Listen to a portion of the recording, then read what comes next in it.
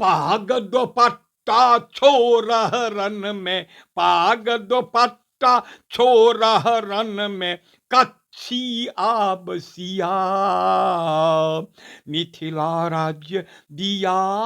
त्रेता सो स्वाधीन भूमि उत्तर गिरिराज सिपाही, दक्षिण खल खल गंगा रेखा पुर नानक सा चाही, बंग पड़ोसी पूब पुरनिया आमोरंग घरवासी, पश्चिम गंडक बंधक लाग तई पट्टिक अभिलाषी। कथा कैल तसफिया अहाँ लग, मुदा आयल अछि कनिये फंद।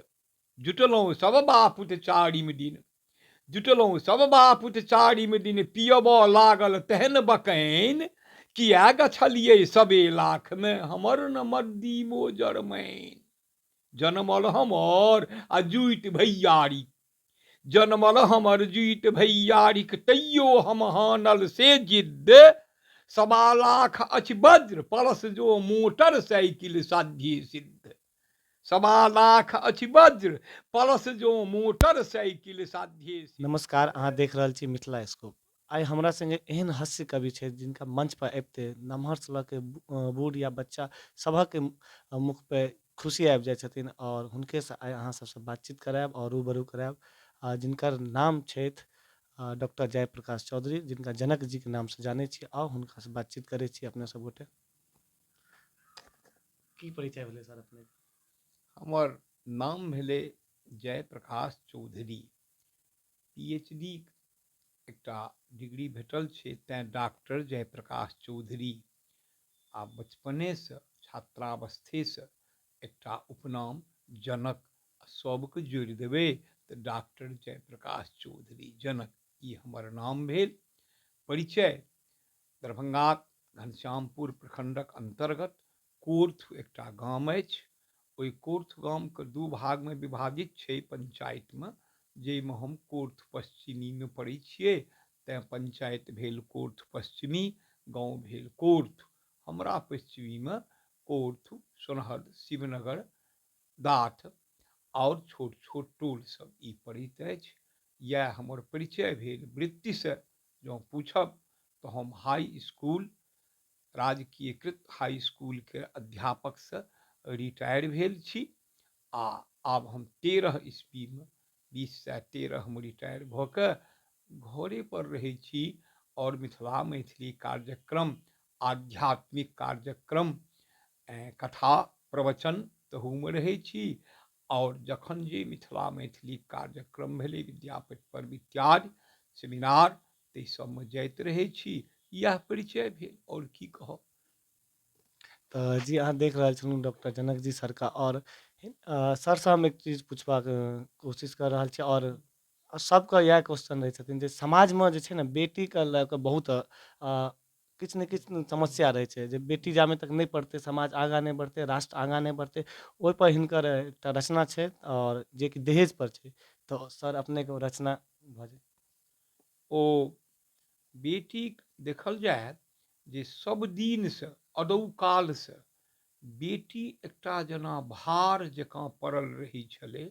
महाकवि विद्यापति 1350क आसपासमे भेलाह आ 1450 के आसपासमे गेलाह।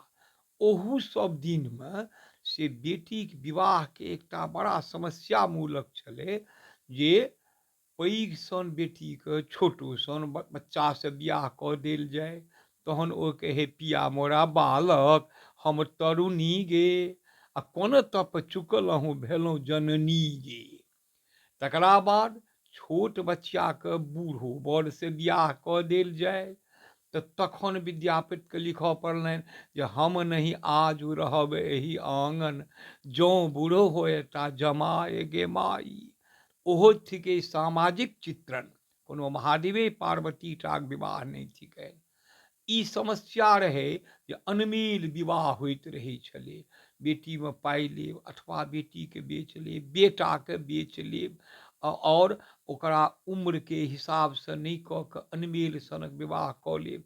हेमनिमे आबि कऽ 50-60 ईस्वीमे जे कवि चूड़ामन मधुपजी जे विद्यापतिक बाद प्रसिद्ध गीतकार छलाह, कत्ताक हजार गीतक रचनाकार, तऽ कवि चूड़ामन मधुपजी हुनको लिखऽ पड़लनि।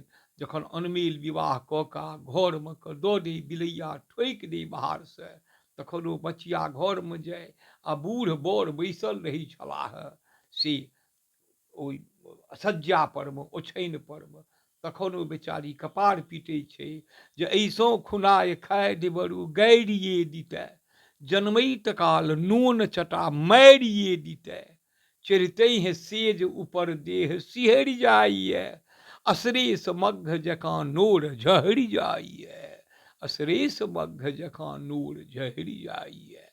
ई अनमेल विवाह हुनको समयमे से 1940-50-30 सबमे खूब भेलै। एखन 10-20-5 वर्ष लऽ कऽ 10-20 वर्ष लऽ कऽ आब अनमेल जकाँ नहि भऽ रहल छै, मेले विवाह होइ छै। कतहु न कतहु सर आब बदलाव भेलै, जे 20 बद साल 10 साल पहिले छलै से जी आब बदलाव भेलै। खूब बदलाव भऽ रहल छै, भऽ गेलै। आब लोक धन बीतमे जे छै आ बूढ़ोके कॉल से नहि रहू बा नहि रहू, देह ओकरा रहो, शरीर छै तऽ हम मेल कऽ कऽ विवाह करब, उम्र मेल कऽ कऽ, विद्या मेल कऽ कऽ, वृत्ति मेल कऽ कऽ, आब से होइ छै। पूर्वमे ई लोकनि कहै छलखिन जे आदौ तात बरम पश्य पश्चात कुलशीलयो, ओ एखनो से ओहिना अहू युगमे ओ सटीक छैहे जे आदौ तात बरम पश्य, पहिने लड़काके देखू, पश्चात कुलशीलयो, तखन कुलशील देखियौ, यदि तात बड़े दोष किम कुलेन धनेन बा, जँ लड़केमे दोष तहन धन दऽ कऽ की करब, ताहि पर आब लोक लागि गेल। तेँ आब तऽ हम कहब जँ सत्य पूछी तऽ बेटेके जे विवाह दान ई आब पहाड़ भेल जाइ छै, जे एखन जे युग जा रहल छै से एखन बेटिए आके विवाह आब महग नहि, महग एखन छै किन्तु नहि रहतै महग, नहीं रहते महग। हम तो कतेक कविता लिखने छी जे बेटिए आब धन रहतै, बेटिए रहतै से भाग्यशालीके लक्षण, से युग आबि रहल छै। सर जखन मिथिला मैथिलके बात होइ छै तऽ हँ अहाँके एकटा कविता छै दहेज पर, तऽ हँ, हम चाहब जे ओ दहेजवला कविता एक बार सुना देब सब। ओ लड़का विवाह हाँ, वाला दहेजवला छै जे अहाँके ओहिमे लड़कीके पीड़ा बतायल जाइ छै, आओर दहेज जे जेना एकटा अहाँके छलै जाहिमे कहै छै पल्सर मोटरसाइकिलवला, एकटा दहेजवला छलै, से कविता अपने कहै छै। ओ अच्छा, तऽ ओ हम कतहु कतहु आब स्मरणसँ से बिसरितो रहै छी, तऽ हम देख सर ई पोथीके नाम की छै आओर हिनकर रचना कहिया केने रहियै अपने? ई एकटा जाहि दिनमे चरम सीमा पर छलैए तिलक दहेज प्रथा बरियाती, ताहि दिनमे एकटा लिख देलियै, जखन हास्य व्यङ्ग बेसी रचना हम करै छी, प्लस मोटरसाइकिल। एकटा लड़काके विवाह भेलै, विवाह भऽ रहल छै, भेलैए नहि, आ जखन घटक फाइनल कऽ के चल देलखिन, तकरा बाद बरके भाय सब बैसलै जे बाबूजी केना बौआके बियाह ठीक कऽ देलियै छोटका भैयारीके, एते ने एतेमे, प्लसमे नहि किछु कहलियै, नहि हौ केवल टाका कहलियै। तखन ओ चिट्ठी लिखलखिन, ओहि दिनमे फोन तेहन नहि छलै, नहिए जकाँ छलै गाम घरमे।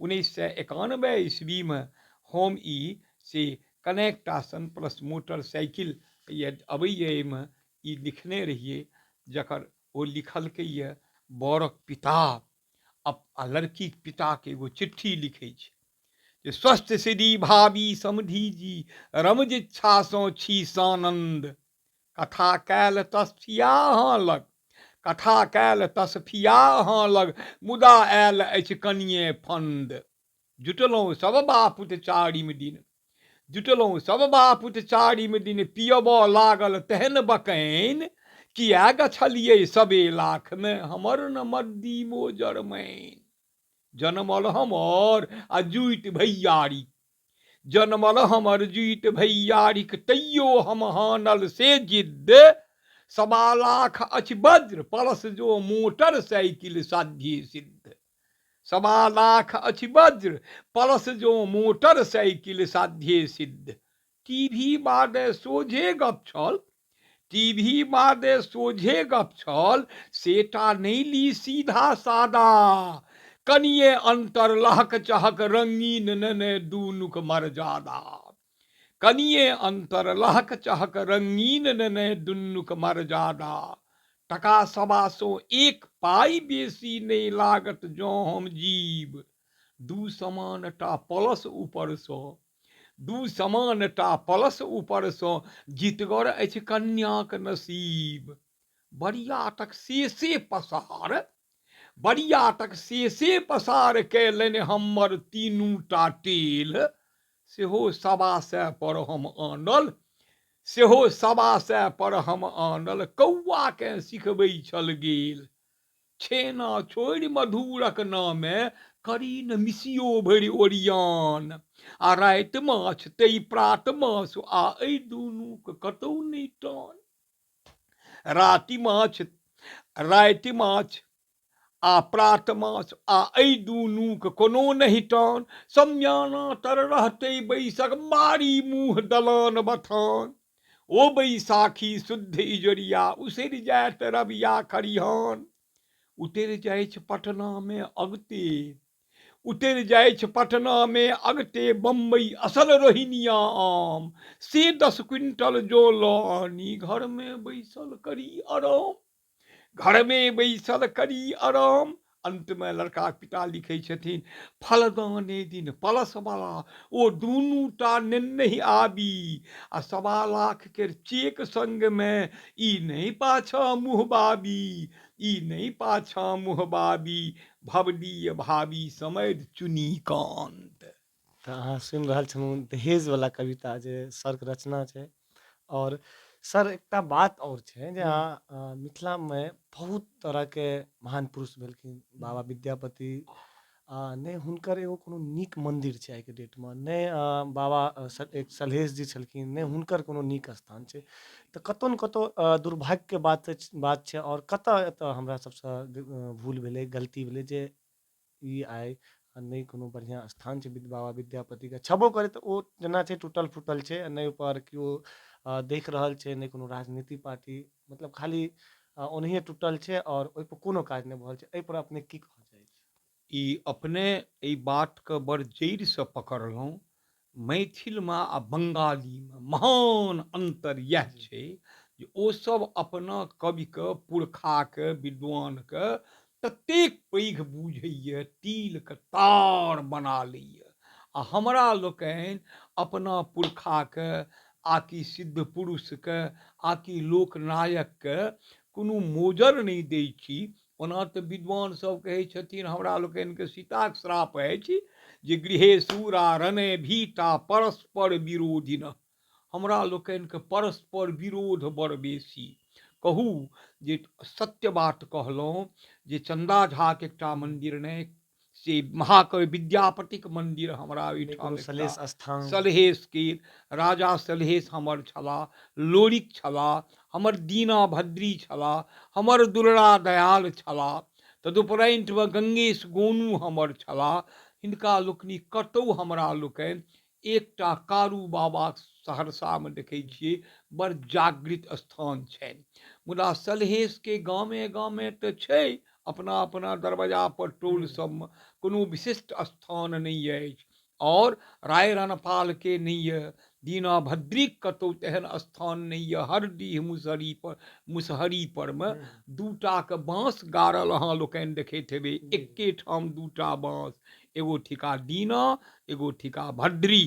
तऽ मुसहरी पर तऽ छै, लेकिन विशिष्ट स्थल रहिते जे आनो ठामक लोक अबिते जे हौ मिथिलामे एगो दीना भद्री स्थल पर जायब, हौ सलहेशक स्थल पर जायब, हौ लोरिक जे छलाह ओहन खलीफा हमरा सबके, जाहि दिनमे वीरके छलैए जे छाती तोहर देखियो भैया वज्र रे के बार, पीठ तोहर लागो भैया धौलागिरि पहाड़, मोछ तोहर ऐठल भैया बाढ़नि सन सन ठाढ़, आ तोरा दिस जे ताकै छी तऽ लागैए अन्हार।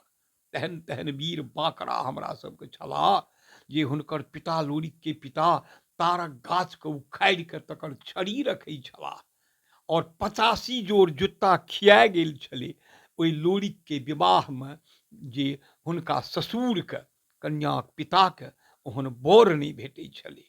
हमरा लगमे न्यौरी गढ़ अछि, रूपनगर गाम लगमे छै, जतऽ ओकर छलैए अखराहा, ओतऽ लड़ाइ नहि, कुश्ती सब होइ छल। अर्थ भेल जे ठीके हमरा सबके अपना लोकनायक सभक कि अपना पुरखा सभक, महापुरुष सभक नहि ये बिस्फी जे गेल है से देखने हेबै, किछु नहीं ओहि विद्यापतिक एकटा जीव टूटल फूटल आब जेना छै, जेना तेना छै, जेना वएह तेना पर। छै, नहि छै परिस्थिति। चन्दा झाके ई लोकनि पिंडारूठमे आदमकद प्रतिमा बनौलनि हेँ, कए बेर गेलहुँ हम, बड़ बढ़िआँ कऽ लेलनि कार्यक्रम सब तऽ होइ छै, सुनै छी, सुनै नहि छी, अहू बेर गेलहुँ तऽ बिहार सरकारसँ पर्यटन स्थलके एकटा ओकरा से किछु देलकैए, से नामकरण भऽ गेल छै, तऽ किछु अबै छै ओ विद्यापति चन्दा झाक नामपर। सब पर अयबाक चाही हमरा, एकटा लोरिक परमे, एकटा सलहेश परमे, जेना भद्री पर, रायरनपाल परमे नहि अबैए। हमर गाम कोर्थ थिक, एतौ एकटा हमरा सबके से कारू बाबाके स्थल अछि, बड़ सुन्दर बनबै गेला, लेकिन कतहुसँ कोनो उपाय नहि। हँ, दूध जरूर एक मोनके हमरा गाममे से किसान सभक अबैत रहैए, खीर माय रहै छै, पायस माय ओतऽ, लेकिन कहाँ लोक बुझै छै, ककरो नहि बुझल छै जे कोर्थ गाममे से हिनकर कहलहुँ जे कारू बाबाके स्थल एकटा अछि, नहि पता छै लोकके।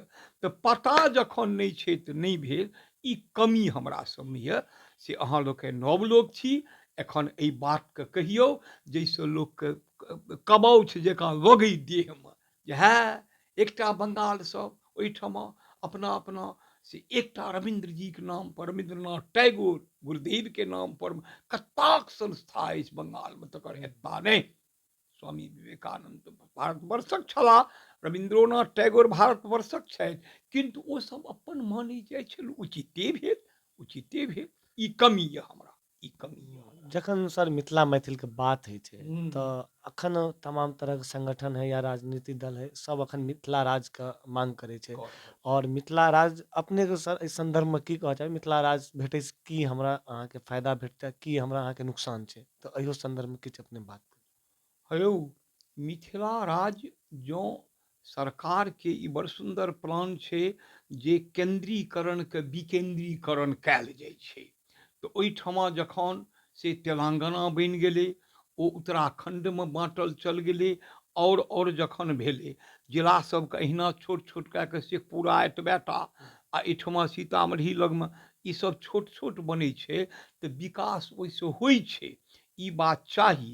एहिठाम मिथिला राज्य लए से कए रङ्ग संस्था सब लागल छथि जे मिथिला राज्य हो, राज्य भऽ कऽ व्यवस्थित ढङ्गसँ जे एकटा काटिकऽ राज्य होइतै तऽ विकास होइतै मिथिलाके।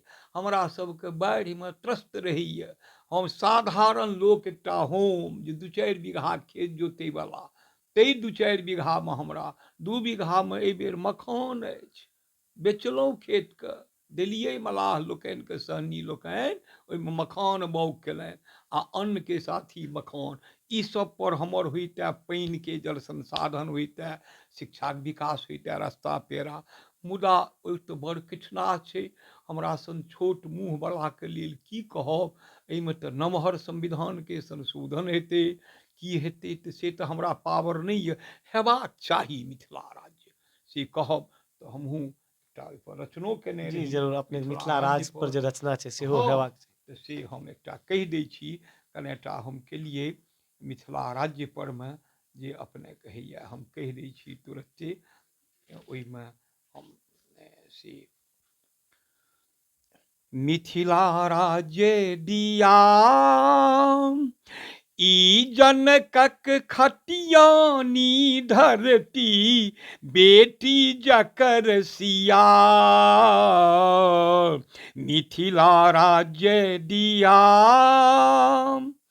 त्रेतासँ स्वाधीन भूमि, उत्तर गिरिराज सिपाही, दक्षिण खल खल गंगा रेखा, पुर नानक सा चाही, बंग पड़ोसी पूब पुरनिया, आ मोरंग घरवासी, पश्चिम गंडक बंधक लाग, तई पट्टिक अभिलाषी से मिथिला शिथिला सन लागे हरे हमरहिया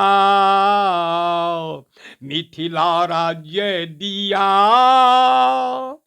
विनय न मान जलधि जरो से सिखल राम सो शिक्षा पूत आयाची वंशक हम कहियो नहीं मांगब भिक्षा संघे शक्ति कलौ जुगे संघर्षेटा फलदाता हम गेबै संगीते जय है मिथिला भाग्य विधाता आश्वासन के कोनो न लेखा लिखित लेब पकिया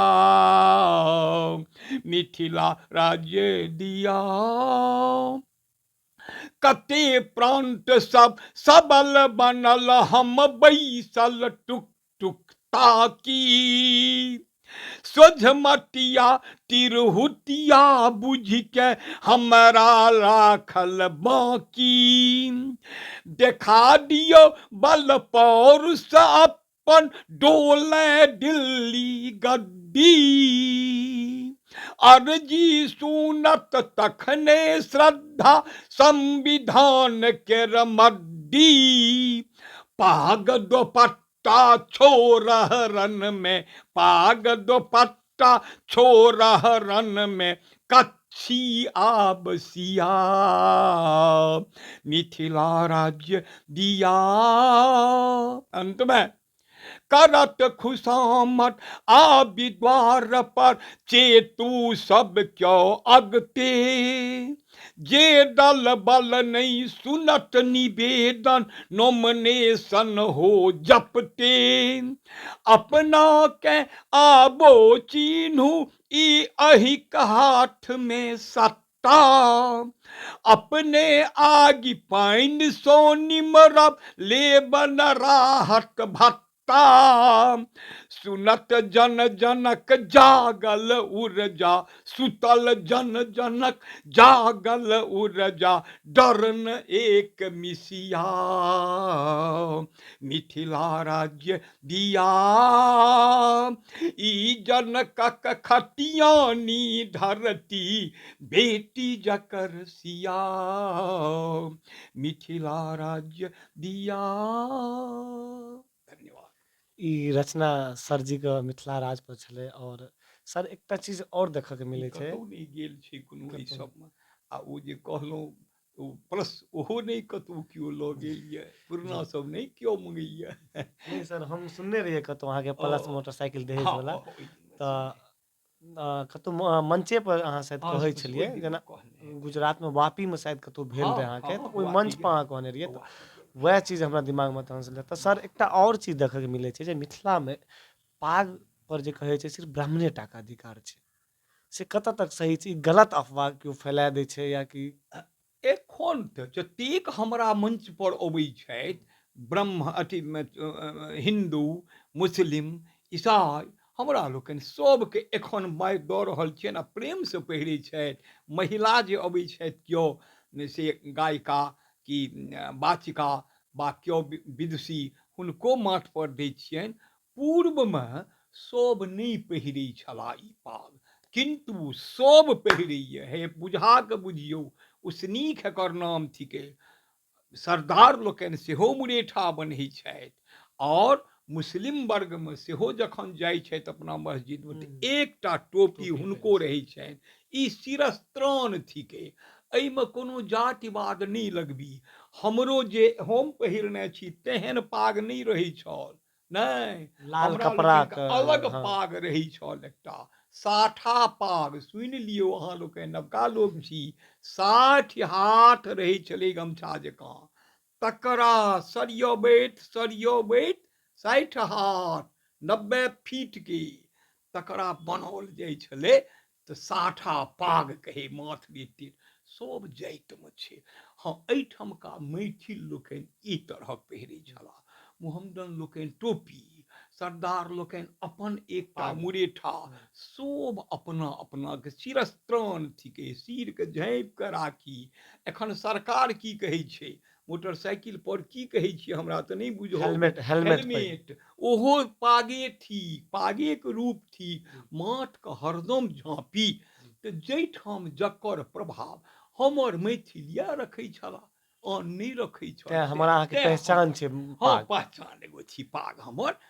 आब तऽ छुटि गेलै, आब तऽ बड़ बरियाती मंचेटा पर पहिरैए लोक, ओना बिना पहिरने पंडीजी लोकनि नहि चलै छलाह। आ तेहन सिटगर कि मोटरसाइकिल पर चढ़ै छलखिन तऽ 10 कोस तक माथमे कतबो बिहाड़ि बही नहि खसै। हमरा लोकनि से कोनो आध्यात्मिक काजमे तऽ अवश्य पहिरै छी, पहिरक शिरस्त्राण चाही, हेलमेट जकाँ चाही, माथके हरदम झाँपियौ, इनका रौद बसात कम लागै, झाँट बिहाड़ि नहीं लागे, ब्रेन ठीक रहत तऽ हरदम सब माथा ठीक रहत। तऽ सारा मेमोरी मोबाइल जकाँ एही में छै, यथ के मेमोरी केंद्र, एकरा सुरक्षित राखी। जाइत जाइत सर एगो चीज और पूछऽ चाहब हाँ जे आइ काल्हि आधुनिक मंच पर हाँ कवि गोष्ठी बहुत कम देखऽ के मिलै छै। हाँ ठीक। आइ काल्हि जे आधुनिक आब एहिमे ई की चीज भऽ रहल छै जे आइके जनरेशन लोक नहि देखऽ चाहै छै या नहि सुनऽ चाहै छै, और जखन केओ सुनै छथिन जे जनक जी सर आबि रहल छथिन मंच पर तऽ चाहे बच्चा है या बूढ़े सबके मुँह पर हंसी आबि जाइ छै। तऽ बच्चा सब अगर घरमे सुतलो रहै छै तऽ कहै छै चल ना सुतल किया छी, जनक जी सर एलखिन हँ। तऽ सर ओहि पर अपने की कहऽ चाहै छी? कहब ई हम जे कविता पूर्वमे जे होइ छलैए केवल तुकान्त होइ छलै। तुकान्त मने लय, सुर, ताल आ गेयता ओहिमे रहै छलै। एखन एहि 10, 20, 25, 50 वर्ष लऽ कऽ 50क भीतरे एकटा से समसामयिकवला कविता चललैए जाहिमे तुक नहि रहै छै। अहाँ कहैत चलियौ छोट छोट पद रहै छै आ हमरा सबमे सबटा तुक्के जौन। मिथिला राज्य दिया तऽ देखने हेबै सिया, पिया, ओकर अंत्यानुप्रास मिलै छै। आइ काल्हि से कविता कम चललैए।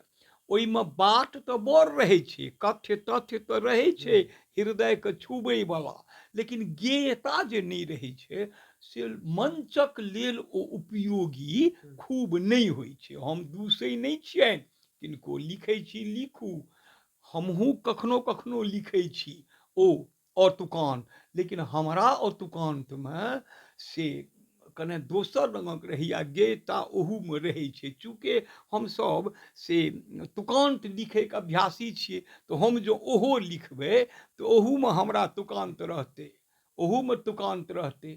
नालिश बरका गिरहत करौल हमरा ऊपर लुट्टीक केस, दरिभंगा तो देखले नहीं ठीक, हम कोर्ट कचहरी की बुझबै तैं हमर संग भऽ चलू कने, परसुक्के तारीख सुनै छियै हे ढाई ओई पारक मालिक, दारू खर्चा हमरे तल्लू, भोजन भाड़ा तो उचते थिक, देवना बालिक चानीक सुइत छल, पूरा पूरी ढेर से राखल बनकी एही हेठ 220 रुपैया में, छठू बाब पलटल पड़ा एहने एहने ताकत मुकीर।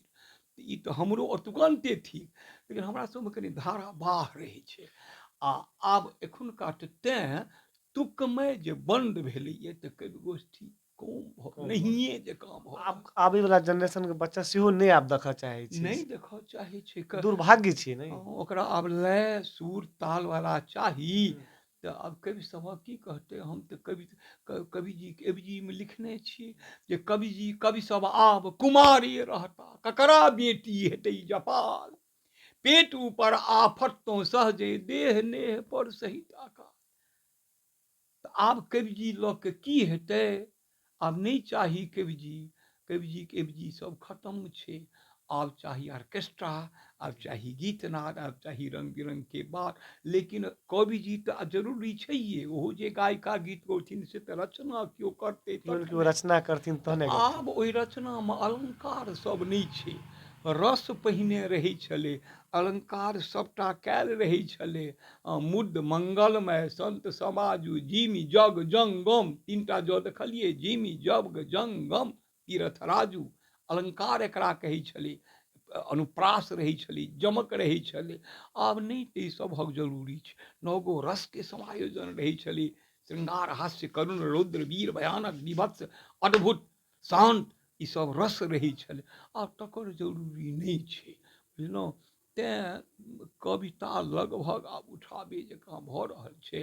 गेटा देबै, स्वर देबै, बेंजो बजेबै तऽ बड़ दिन, नहि तऽ लिखैत लिखैत एहिना रहि जायब। तेँ कहलहुँ कवि सब आब कुमारे रहता, कुमार ककरा बेटी हेतै जपाल, कोनो कवि तविके मोजर आब नहि छै युगमे। इएह जेहन बाजार देखिए तेना हालत करियौ अहूँ लोकनि। जे चाह करय, ई जे चैनल चलबै छी से लोकके जे चाहे गहिकिए बेची बसाते उड़ियाबी, जे लोक चाहे अहूँ लोकनि सएह दियौ। आ ताहि बीचमे कनिए कनिए गुड़ खुआ कऽ कान छेद दियौ। हाँ, गुड़ खुआ कऽ कनि नीमक काढ़ा पिया दियौ, से रखियौ, तकरा नहि छोड़ियौ। कहियौ सब बात निखा निखा, आ बीचमे अपन मिथिला राज्य, अपन मिथिलाक धरोहर, अपन महापुरुष, ई एकरा मोन पाड़ैत रहियौ। एकरा मोन खूब पाड़ै छी अहाँ लोकनि। धन्यवाद अहाँ लोकनि। धन्यवाद। अहाँ देख रहल छली मिथिला स्कोप। अगर फेसबुक पर देख रहल छी तऽ पेजके लाइक करू, और यूट्यूब पर देख रहल छी तऽ सब्सक्राइब करू। धन्यवाद।